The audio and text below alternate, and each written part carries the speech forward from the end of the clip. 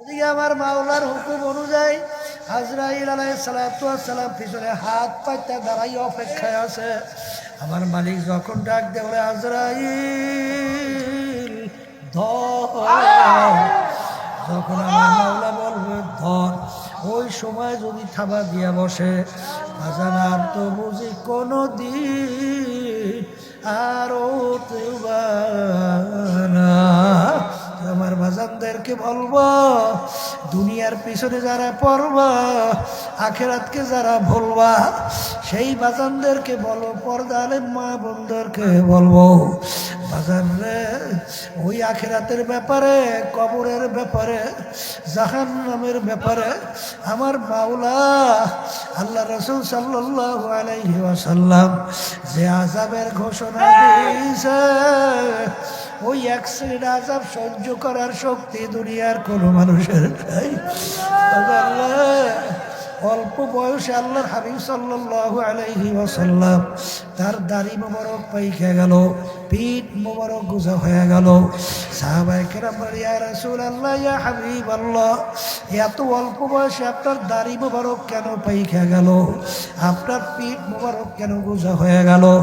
আল্লাহ রাসূল বলে ও আমার সাহাবারা, আমি রাসূল যা দেখি তোমরা তো দেখো না, আমি রাসূল যা শুনি তোমরা তো শোনো না, আমি রাসূল যা জানি তোমরা তো জানো না। আমার মালিক নাফরমান যারা বেনমাজি ঠিক মতো 5 ওয়াক্ত নামাজ পড়ে না, যারা আমার সুন্নাত তরিকা অনুযায়ী চলে না, যারা হারাম হালাল তমিজ করে খায় চলে না, যারা বেপর্দায় চলে পর্দা করে না, যারা সুন্নাত তরিকার উপরে চলে না, যারা জুলুমের ভিতরে লিপ্ত, এক কথায় যারা আল্লাহর হুকুমের বিরুদ্ধাচরণ করে, তাদের ব্যাপারে আমার মালিক যে আযাব ও গজবের ঘোষণা দিছে ওই এক সেকেন্ডের আযাব সহ্য করার শক্তি দুনিয়ার কোনো মানুষের নাই। আমার উম্মত কিভাবে জাহান্নামের আগুনে জ্বলবে এই চিন্তা আমি রসুলের দাড়ি পাইকা গেল, আমি রসুলের পিঠ মোবারক গুজা হয়ে গেল। এ কবরের যাত্রীরা, হে আল্লাহর বান্দারা, পর্দার আড়ালের মা বোনেরা, আল্লাহর রসুল কিন্তু তার নিজের চিন্তায় দাঁড়িয়েও পাকে নাই, তার পিঠ মোবারকও গুজা হয় নাই। তোমার আমার চিন্তায় আল্লাহর হাবিবের দাড়ি মোবারক পাইকা গেল, পিঠ মোবারক গুজা হয়ে গেল। এই জন্য আমার ভাজানদেরকে বলবো, পর্দালে মা বোনদেরকে বলবো, আমরা ওলামায়ে কেরামরা তোমাদের কাছে এত চিল্লাচিল্লি কেন করি? অনেক সময় আমার আব্বাজান রহমাতুল্লাহ আলাইহি বলতেন, বাজান কেউ যদি বলতে পারো হুজুর আপনি যদি আমার পা ধরতে পারেন আমি আর গুনার কাজ করব না। আমার আব্বাজান বলতেন, বাজান আমি খোদার কসম করে বলছি আমি 100 বার তোমার পা ধরতে রাজি আছি, তারপরও গুনার কাছেও যাইও না। কারণ বাজান কোরআন এবং হাদিস অনুযায়ী দেখতেছি, বাজান দাদা রহমাতুল্লাহ কথা শুনছিলাম, আব্বাজান অনেক সময় ঘটনাটা বলতেন, একটা 2-2.5 বছরের বাচ্চা পানিতে বাজান পেয়ালা নিয়ে পানির ঘাটটায় যাইয়া পানি পাইয়া খেলা করে, আর বাচ্চা পানির খেলার মজা পাইয়া খট খট খট খট খট খট কইয়া হাসে। পাশে আর কোনো লোক নাই, বাজারে একা বাচ্চা পানির খেলার মজা পাইয়া হাসে। যখন একটা বুঝদার মানুষ ওই পানির পাশ থেকে রওনা করবে, যখন দেখবে একটা ছোট্ট বাচ্চা 2-2.5 বছর বয়স পানির খেলার মজা পাইয়া খটখট কইয়া হাসে, ওই বুঝদার জিব্বায় কামড় দিয়া দৌড় দিয়া যাইয়া বাচ্চাকে ধরে। বাচ্চার যখন পানির খেলার মজা ছুইটা যায়, তাকে ধইরা লাথি মারে, কামড় দেয়, জোরে চিল্লায় যাবে না। আর বুঝদার ডাক দিয়ে বলে, বাচ্চারা বাজান তুমি তো জানো না পানির খেলার মজা পাইয়া পানির পাশ থেকে যাইতে চাও না। বাজা এই পানি নিয়ে খেলা করতে করতে খোদা না খাস্তা যদি টুক ঘুরাইয়া পানির মধ্যে পইরা যাও আর তো কোনোদিন বুঝিবা জানার উঠবা না। হে আল্লাহর বান্দারা, হে পর্দার আড়ালের মা বোনেরা, আল্লাহু আল্লাহ। আমরা ওলামায়ে কেরাম হক্কানি কোরআন এবং হাদিস অনুযায়ী দেখতেছি, এক শ্রেণী আমার বাজানরা পর্দার আড়ালের মা বোনেরা দুনিয়ার আনন্দ ভর্তি পাইয়া, চিত্ত বিনোদনের ভিতরে মজা পাইয়া, মেয়েরা ছেলেদের সঙ্গে আড্ডা মারতে মজা পাইয়া, ছেলেরা মেয়েদের সঙ্গে আড্ডায় মজা পাইয়া, ঘুষ সুদের ভিতরে মজা পাইয়া, ক্ষমতা সম্পূর্ণ দলের সঙ্গে জড়াইয়া জুলুমে মজা পাইয়া, টেন্ডারবাজি সাদাবাজিতে মজা পাইয়া, ঢোল বাদ্য বেহায়াপন অশ্লীলতায় মজা পাইয়া খটখট খটখট কইয়া হাসে। আমরা কোরআনে হাদিস অনুযায়ী দেখতেছি ওই আল্লাহর বান্দা বান্দি জাহান্নামের কিনারায় বসে হাসতে আসবে। ওদিকে আমার মাওলার হুকুম অনুযায়ী আজরাইল আলাইহিস সালাতু ওয়াস সালাম পিছনে হাত পাইতে দাঁড়াই অপেক্ষায় আছে। আমার মালিক যখন ডাক দেয়, ওরে আজরাইল ধর, যখন আমার মাওলা বলবে ধর, ওই সময় যদি থাবা দিয়া বসে, আজানার তো বুঝি কোনো দিন আর আল্লাহ রাব্বুল আলামিন অন্য অন্য সব সময় বান্দাবান্দিকে মাফ করবেন, কিন্তু রমজান মাসের মধ্যে আল্লাহ রাব্বুল আলামিন যে বান্দাবান্দিকে মাফ করবেন স্পেশাল। শিখায় দেয় মাপ স্পেশাল, বোঝেন? কোনো নিয়মের মধ্যে নাই, নিয়ম ছাড়া রব্বুল আলামিনের কাছে মাপ চাইতে দেরি, আল্লাহ রব্বুল আলামিন মাপ করতে দেরি নাই। কথা ঠিক কিনা? রমজান মাসের মধ্যে আল্লাহর বান্দারা এমন একটা রাত্রি, যেই রাত্রি সম্পর্কে আল্লাহ রব্বুল আলামিন বলছেন খায়রুম মিন আলফি শাহর, হাজার মাসের চেয়ে উত্তম। সুবহানাল্লাহ, আলহামদুলিল্লাহ করলেন। কয় মাসের চেয়ে উত্তম? এই হাজার মাস যদি হিসাব করা হয় 83 বছর 4 মাস হয়, তাই 83 বছর 4 মাস আপনি 24 ঘন্টার জন্য ইবাদতের ভিতরে লিপ্ত থাকলে যেই পরিমাণ সওয়াব পাবেন, রমজান মাসে ওই এক রাত্রিতে তার চেয়ে বেশি সওয়াব পাবেন যদি ইবাদতের ভিতরে লিপ্ত থাকেন। কি বোঝেন? এ আল্লাহর বান্দারা 83 বছর 4 মাস বয়স পাওই না, মানুষের সংখ্যা কম না? কম না? তাহলে ওই এক রাত্রিতে আপনি এই পরিমাণ সওয়াব আল্লাহ দান করবে। এই নেক কামাই করার উপযুক্ত সময় না? মৌসুম না? আর এই যে ইমানের 77টা শাখা আছে, এর ভিতরে একটা শাখা হলো সবে কদর তালাশ করা, ওই রাত্রিতে তালাশ করা। কথা ঠিক কিনা? ইবাদতের মাধ্যমে তালাশ করা। তাহলে রব্বুল আলামিন রমজান মাস তোমার আমার জন্য ফরজ করছে। কথা ঠিক না? ঠিক। এই রমজান মাসের রোজার ব্যাপারে আল্লাহ বলে আস-সাওমু লি ওয়া আনা আজিজু বিহি, রমজান মাসের রোজা আমার জন্য, এর প্রতিদিন আমি মাওলা নিজে দান করব। কি বোঝেন? যে যত বড় দানশীল হয় তার দানটাও তত বড় হয়। আমার মালিকের চেয়ে, আমার আল্লাহর চেয়ে বড় দানশীল আছে কেনা? আছে? তাহলে মালিক বলছেন রোজা আমার জন্য, এর প্রতিদিন আমি নিজে দান করব। তাহলে কি পরিমাণ যে আল্লাহ দান করবেন আল্লাহ। কথা ঠিক কিনা? অন্য রয়াতের ভিতরে আসছে আস-সাওমু লি ওয়া আনা উজযা বিহি, রমজানের রোজা আমার জন্য, ওর প্রতিদান আমি মাওলা নিজেই। অর্থাৎ বন্দাবান্দি রমজান মাসে রোজার মাধ্যমে আমার মাওলাকে পেয়ে যাবে। সবাই বলেন সুবহান। অন্য ইবাদতের ব্যাপারে আল্লাহ কিন্তু বলেন নাই নামাজ আমার জন্যে, প্রতিদিন আমি নিজে দান করব, হজ আমার জন্যে, প্রতিদিন আমি নিজে দান করব, যাকাত আমার জন্যে, প্রতিদিন আমি নিজে দান করব বলছে। কিন্তু রোজার ব্যাপারে আল্লাহ বলছে রমজান মাসে রোজা আমার জন্যে, প্রতিদিন আমি নিজে দান করব। কথা ঠিক কিনা? এর কারণ কি? এই অনেকে নামাজ পড়ে, নামাজের ভিতরে বিভিন্ন খেয়াল থাকতে পারে কি পারে না? হ্যাঁ, কি জোরে গান পারে? আমার এখনো মনে আছে, আমাদের এই আন্দোলন অফিস কেন্দ্রীয় আব্বাজান রহমাতুল্লাহি আলাইহি থাকাকালীন সময় একদল বাংলাদেশের উল্লেখযোগ্য রাজনৈতিক দলের কেন্দ্রীয় নেতারা আসছে দেখা করার জন্য। আমি উপস্থিত ছিলাম। যখন নামাজের সময় হয়েছে দেখলাম একজনও অজু টজু না কইরে নামাজ দাঁড়িয়ে গেছে।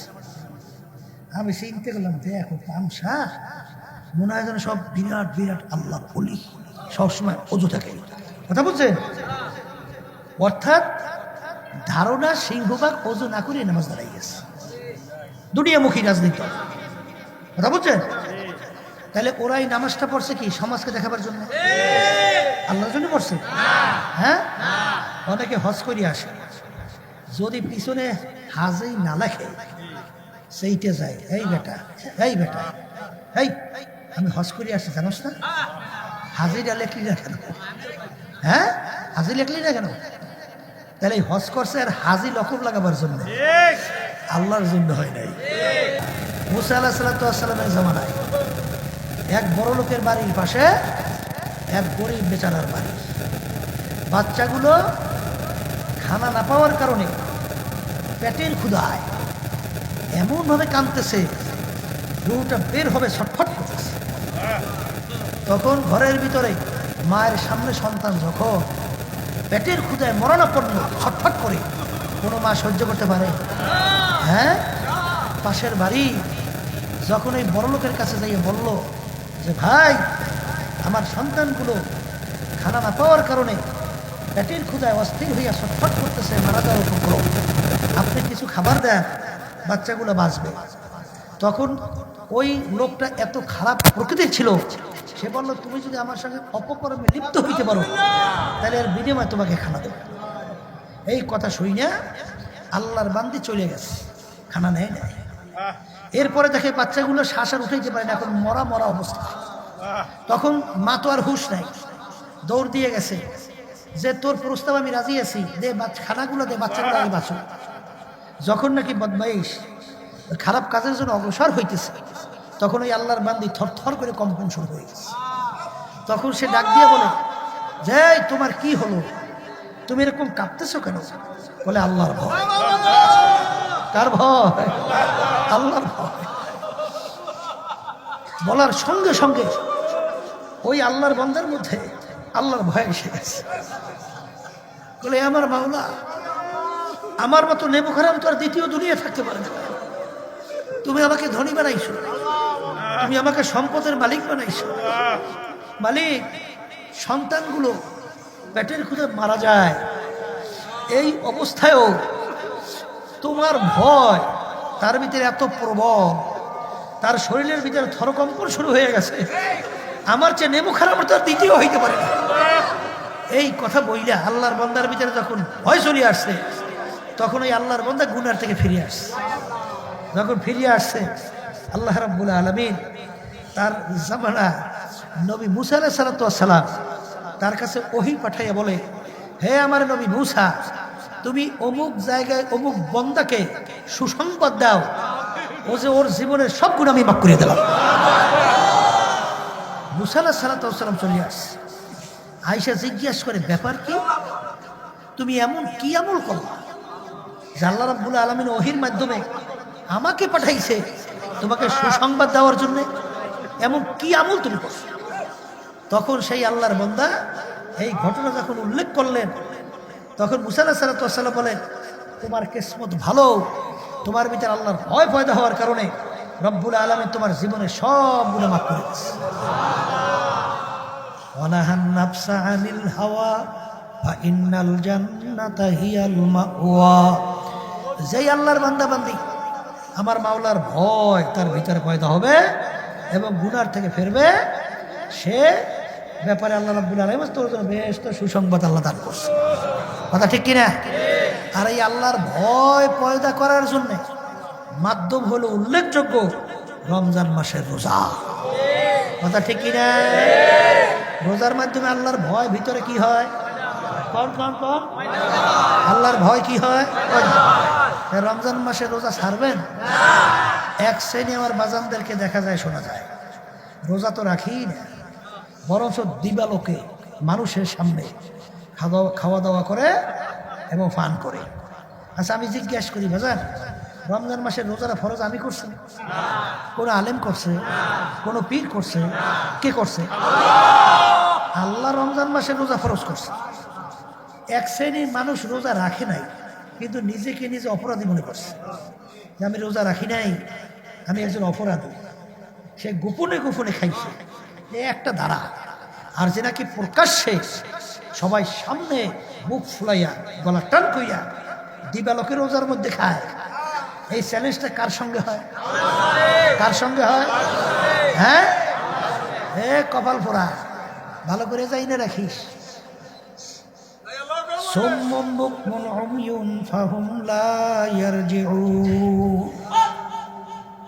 এমন কোনো কাজ কইল না, না জানি আল্লাহ রাব্বুল আলামিন বেজার হইয়া তোমার সিনার ভিতরে যেন রাব্বুল আলামিন মোহর নামাই দেয়। যদি খোদা না খাস্তা যার সিনার ভিতরে মোহর পইরা যাবে, তার কিন্তু কোনোদিন ঈমান নসিব হবে না। জোরে বলেন কথা ঠিক কিনা?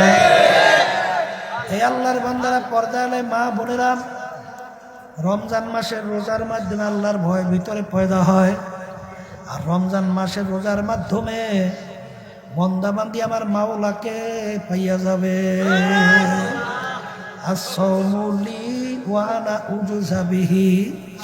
বাজান, রমজান মাসের ভিতরে 4টা আমল বেশি করার জন্য আল্লাহ রাসূল সাল্লাল্লাহু আলাইহি ওয়াসাল্লাম বলছেন। এর ভিতরে একটা আমল হলো কালিমার জিকির বেশি বেশি করা। লা ইলাহা ইল্লাল্লাহ, লা ইলাহা ইল্লাল্লাহ, লা ইলাহা ইল্লাল্লাহ, লা ইলাহা ইল্লাল্লাহ মুহাম্মাদুর রাসূলুল্লাহ। বাজান, কালিমার গুরুত্ব বুঝাতে যাইয়া মুসা আলাইহিস সালাতু ওয়াস সালাম বলেন, মালিক আপনি এমন একটা আমল আমাকে দান করেন যেটা আপনার ভিতরে আমার ভিতরে স্পেশাল, আর কারো জন্য না। আল্লাহ রাব্বুল আলামিন বলেন, হে জামানার নবী মুসা, তুমি বেশি বেশি বলো লা ইলাহা ইল্লাল্লাহ, লা ইলাহা ইল্লাল্লাহ, লা ইলাহা ইল্লাল্লাহ মুহাম্মাদুর রাসূলুল্লাহ সাল্লাল্লাহু আলাইহি ওয়াসাল্লাম। মুসা আলাইহিস সালাতু ওয়াস সালাম বলেন, মালিক এইটা আপনার এবং আমার ভিতরে কিভাবে স্পেশাল হইল? এই কালিমা তো সবাই পড়ে, এই আমল তো সবাই করে। আল্লাহ রাব্বুল আলামিন বলে, হে জামানার নবী মূসা, এই কালিমার যে কত ওজন তুমি যদি জানতা, দুনিয়া এবং দুনিয়ার ভিতরে যত সম্পদ যদি একটা পাল্লায় রাখা হয়, আর শুধু কালিমাকে যদি আর একটা ভিন্ন পাল্লায় রাখা হয়, ওই কালিমার ওজনে ওই পাল্লাটা ডাইবা যাবে। মান ক্বালা লা ইলাহা ইল্লাল্লাহ ফাদাখালাল জান্নাহ। অন্য রায়াতের ভিতরে আছে হাক্কান, যে নাকি কালিমার হক আদায় করতে পারবে, এবার পাঠ করবে, সে বেহেশতের ভিতরে ঢুকে যাবে। এই জন্য আমার ভাইদেরকে বলবো, পর্দারে মা বোনদেরকে বলবো, মামলা কিন্তু 2 প্রকার। একটা হলো দুনিয়ার মামলা, আর একটা হলো আখিরাতের মামলা। বাজান, দুনিয়ার মামলায় যদি কেউ ঠগ, আবার ওই মামলার ভিতরে চেষ্টা করলে জিতবার আশা করা যায়। এ আল্লাহর বান্দারা, পর্দালে মা বোনেরা, দুনিয়ার মামলায় কেউ যদি ম্যাজিস্ট্রেট কোর্টে ঠগ, আবার জজ কোর্টের ভিতরে আপিল কইরা জিতবার আশা করা যায়। জজ কোর্টে ঠকলে হাইকোর্ট, সেখানে ঠকলে সুপ্রিম কোর্ট সিঙ্গেল বেঞ্চ, সেখানে ঠকলে সুপ্রিম কোর্ট ফুল বেঞ্চ, সেখানে ঠকলে প্রেসিডেন্ট কোর্ট, সেখানে ঠকলে আন্তর্জাতিক কোর্ট। এরকম ধাপ বাই ধাপ অনেক আপিলের সুযোগ আছে না নাই? কিন্তু হে কবরের যাত্রীরা,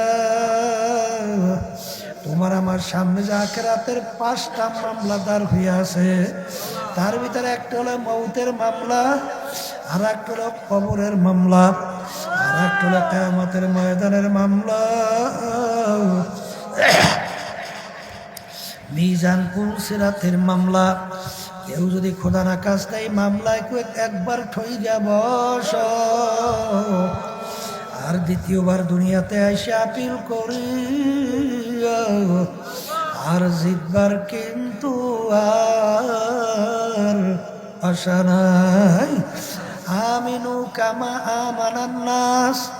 আল্লাহ রাব্বুল আলামিন বলে, হে আমার বান্দা বান্দিরা, তোমরা ঈমান আনো, বিশ্বাস করো। কিভাবে ঈমান আনবা, কিভাবে বিশ্বাসটা করবা? আল্লাহ রাব্বুল আলামিন বলেন, সাহাবায়ে কেরামরা যেভাবে বিশ্বাস করছিল, বাজান সাহাবায়ে কেরামদের ঈমানের অবস্থা কেমন ছিল? আল্লাহু আকবার আলোচনা করলেই বুঝতে পারবেন বাজান। আল্লাহু আকবার, আল্লাহু আকবার। সাহাবায়ে কেরামদের ইতিহাস বললে দেখবেন, এক বাদশাহ সাহাবায়ে কেরামদের এক জামাতকে দাওয়াত করলো। সেই দেশের ভিতরে সবচেয়ে ঘৃণিত কাজ হলো খাওয়ার পরে প্লেট পরিষ্কার করে খাওয়া। বাজান, বাদশার মেহমান যদি এই কাজটা করে, বাদশাহ সমাজের ভিতরে লজ্জিত হবে। বাদশাহ ডাক দিয়া বলে, হে সাহাবায়ে কেরামদের জামাত, আমরা তো জানি আপনারা খাওয়ার পরে প্লেট পরিষ্কার কইরা খান।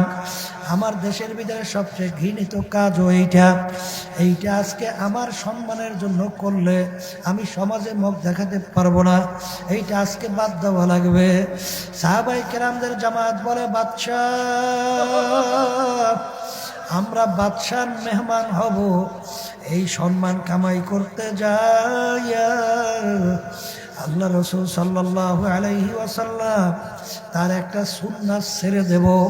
ও বাদশা, তুমি জেনে রাখো, আমাদের জীবন গেলেও হবে না। আল্লাহর বান্দারা, সাহাবায়ে কেরামদের ঈমান কেমন ছিল? আল্লাহু আকবার, আল্লাহু আকবার।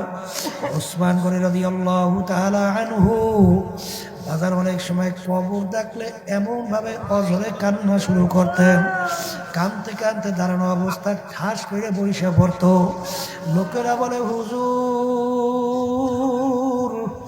আপনি কবর দেখলে এরকম কেন অস্থির হইয়া যান? তখন তিনি বলে, ও আমার সাথীরা, আখিরাতের যেই কয়টা ঘাঁটি, তার প্রথম নম্বর ঘাঁটি হইল কবর। এই কবরে যার সঙ্গে ভালো ব্যবহার হবে, সামনের ঘাঁটি তো ভালো ব্যবহারের আশা করা যায়। এই জন্য আমি কবর দেখলে সহ্য করতে পারি না। বাজার ওমর ফারুক রাদিয়াল্লাহু তাআলা আনহু অর্ধেক দুনিয়ার রাজত্ব করলেন।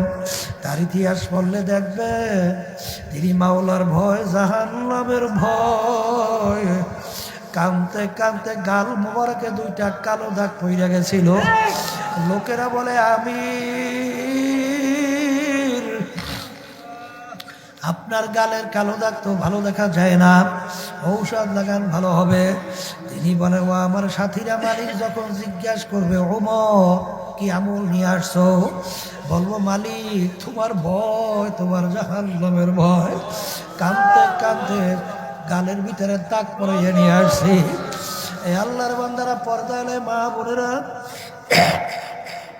ওমর ফারুক রাদিয়াল্লাহু তাআলা আনহু বাজার অনেক সময় রাস্তা দিয়া হাঁটতো, ভেজা কুড়া নাড়া হাতের ভিতরে উঠাইয়া অজরে কানতো আর ডাক দিয়া দিয়া বলতো, ও ভেজা কুটা নাড়া,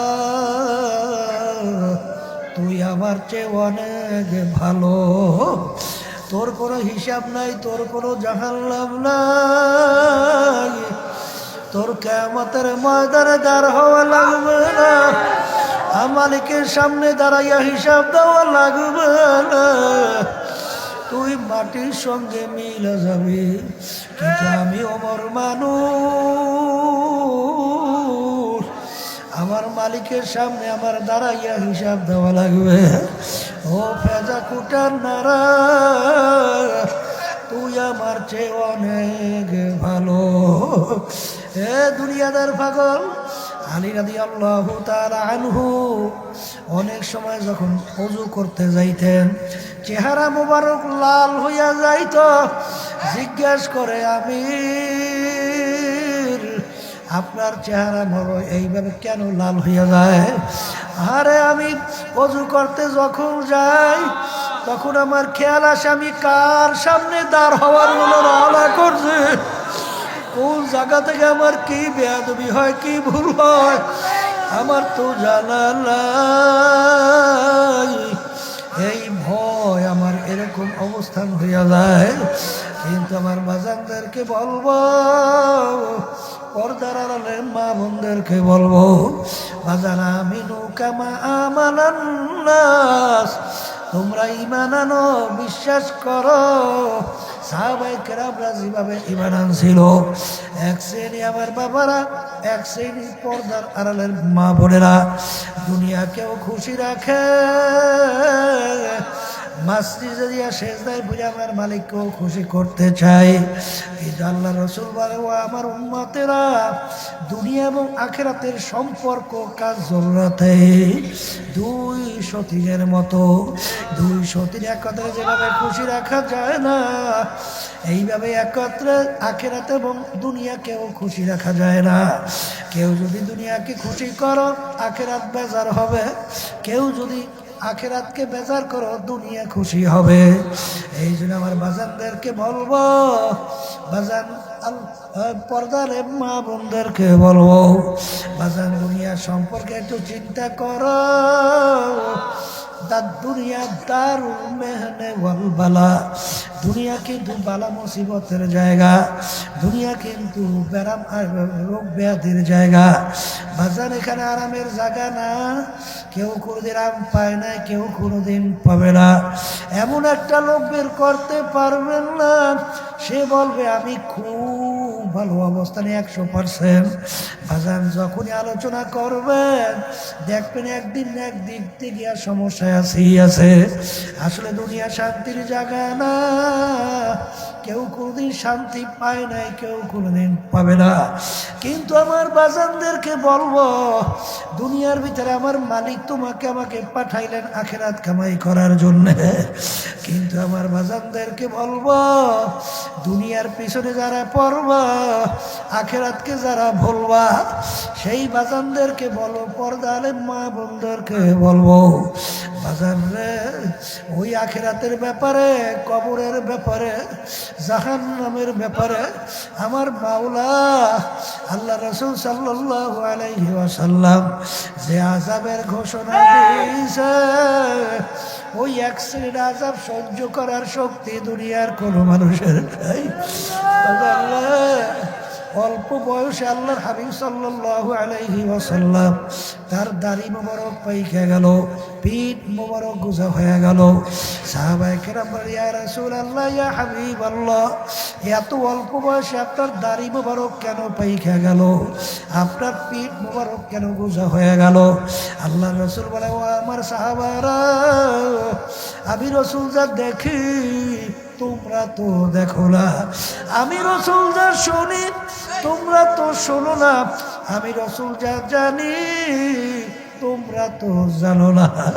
আমার মালিক নাফরমান যারা বেনমাজি ঠিক মতো 5 ওয়াক্ত নামাজ পড়ে না, যারা আমার সুন্নাত তরিকা অনুযায়ী চলে না, যারা হারাম হালাল তমিজ করে খায় চলে না, যারা বেপর্দায় চলে, পর্দা করে না, যারা সুন্নাত তরিকার উপরে চলে না, যারা জুলুমের ভিতরে লিপ্ত, এক কথায় যারা আল্লাহর হুকুমের বিরুদ্ধাচরণ করে, তাদের ব্যাপারে আমার মালিক যে আযাব ও গজবের ঘোষণা দিছে, ওই 1 সেকেন্ডের আযাব সহ্য করার শক্তি দুনিয়ার কোন মানুষের নাই।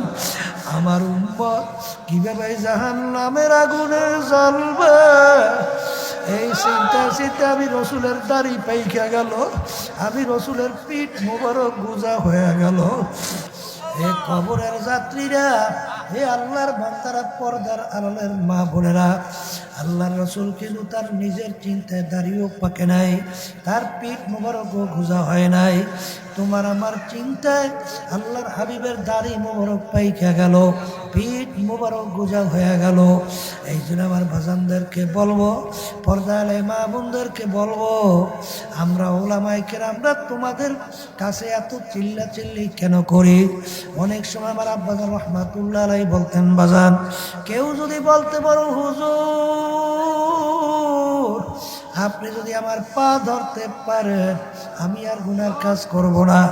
আমার আব্বাজান বলতেন, বাজান আমি খোদার কসম করে বলছি, আমি 100 বার তোমার পা ধরতে রাজি আছি, তারপরে গুনার কাছেও যাইও না। কারণ বাজান কোরআন এবং হাদিস অনুযায়ী দেখতেছি। দাদা রহমাতুল্লাহ কথা শুনছিলাম, আব্বাজান অনেক সময় ঘটনাটা বলতেন। একটা 2-2.5 বছরের বাচ্চা পানিতে বাজান পেয়ালা নিয়ে পানির ঘাটনায় যাইয়া পানি পাইয়া খেলা করে, আর বাচ্চা পানির খেলার মজা পাইয়া খট খট খট খট খট খট কইরা হাসে। পাশে আর কোনো লোক নাই, বাজারে একা বাচ্চা পানির খেলার মজা পাইয়া হাসে। যখন একটা বুঝদার মানুষ ওই পানির পাশ থেকে রওনা করবে, যখন দেখবে একটা ছোট্ট বাচ্চা 2-2.5 বছর বয়স পানির খেলার মজা পাইয়া খটখট কইয়া হাসে, ওই বুঝদার জিহ্বায় কামড় দিয়া দৌড় দিয়া যাইয়া বাচ্চাকে ধরে। বাচ্চার যখন পানির খেলার মজা ছুইটা যায়, তাকে ধইরা লাথি মারে, কামড় দেয়, জোরে চিল্লায় যাবে না। আর বুঝদার ডাক দিয়ে বলে, বাচ্চারা বাজান তুমি তো জানো না পানির খেলার মজা পাইয়া পানির পাশ থেকে যাইতে চাও না। বাজা এই পানি নিয়ে খেলা করতে করতে খোদা না কাজটা যদি একটু ঘুরাইয়া পানির মধ্যে পইরা যাও, আর তো কোনোদিন বুঝিবা জানার উঠবা না। হে আল্লাহর বান্দারা, হে পর্দার আড়ালের মা বোনেরা, আল্লাহু আল্লাহ, আমরা ওলামায়ে কেরাম হক্কানি কোরআন এবং হাদিস অনুযায়ী দেখতেছি, এক শ্রেণী আমার বাজানরা পর্দার আড়ালের মা বোনেরা দুনিয়ার আনন্দ ভর্তি পাইয়া চিত্ত বিনোদনের ভিতরে মজা পাইয়া, মেয়েরা ছেলেদের সঙ্গে আড্ডা মারতে মজা পাইয়া, ছেলেরা মেয়েদের সঙ্গে আড্ডায় মজা পাইয়া, ঘুষ সুদের ভিতরে মজা পাইয়া, ক্ষমতা সম্পূর্ণ দলের সঙ্গে জড়াইয়া জুলুমে মজা পাইয়া, টেন্ডারবাজি সাদাবাজিতে মজা পাইয়া, ঢোল বাদ্য বেহায়াপন অশ্লীলতায় মজা পাইয়া খট খট খট খট কইরা হাসে। আমরা কোরআন হাদিস অনুযায়ী দেখতেছি ওই আল্লাহর বান্দা বান্দি জাহান্নামের কিনারায় বসে হাসতে আসবে। ওদিকে আমার মাওলার হুকুম অনুযায়ী আজরাইল আলাইহিস সালাতু ওয়াস সালাম পিছনে হাত পাইতে দাঁড়াই অপেক্ষায় আছে। আমার মালিক যখন ডাক দেয়, বলে আজরাইল ধর। যখন আমার মাওলা বলবে ধর, ওই সময় যদি থাবা দিয়া বসে, বাজান আর তো বুঝি কোনো দিন আরো না। এই যে আমার ভাইদেরকে বলবো, পর্দালে মা বোনদেরকে বলবো, আমার মালিক যখন মাহফিলে নিয়ে আসে, আমার মালিকের কাছে সবসময় দোয়া করো, কারণ মালিক কারিমা বেবাসার হালেমা কে হাসতা মাসিরে কামান্দে হাওয়া। আমি আমার নফসে আম্মারের জিনজিরের ভিতরে এমন ভাবে আবদ্ধ হয়ে গেছে, মালিক নফসের জিনজিরা থেকে পরিত্রাণ পাই না।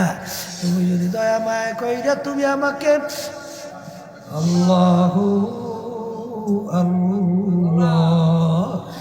এই জন্য আমার ভাইদেরকে বলবো, পর্দালে মা বোনদেরকে বলবো, এ আল্লাহর বান্দারা, পর্দালে মা বোনেরা, কবরে কিন্তু কোনো দলাদলি নাই, কবরে কিন্তু কোনো টাকার গরম নাই।